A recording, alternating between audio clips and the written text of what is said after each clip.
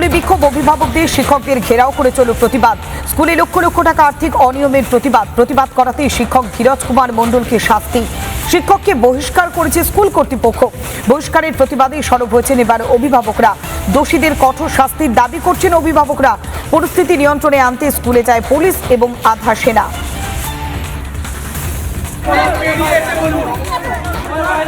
আপনার কিচ্ছু হবে না। না না, আপনি এই অন্যায় কাজটা করলেন কি করে আমাকে আগে এটা বলুন তো। আমি ছেলেকে আপনাদের নাটকগিরি করছেন।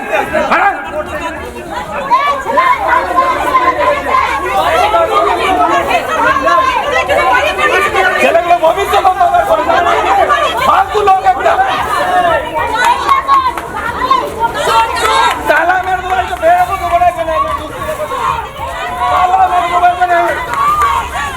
চার তারিখ থেকে এইটি আমরা চলছে। তার আগে আমরা জানতে পারি এটি প্রতিবাদ করার জন্য বিরাজ স্যার আজকে বিগত 2 বছর ধরে প্রতিবাদ করে আসছেন। লক্ষ টাকা স্কুলের সাইফন হয়, আমরা শুনেছি লক্ষ লক্ষ টাকা বিগত কমিটিতে যারা ছিলেন তাকে বহিষ্কার করেছেন। আপনারা যার বিরুদ্ধে আন্দোলনে নেমেছেন, উনি কি মৌচাকে ঢিল মেরেছেন? অবশ্যই, যার জন্যই তো ওনাকে হুলটা খেতে হয়েছে, ওনাকে সাসপেন্ড করেছে।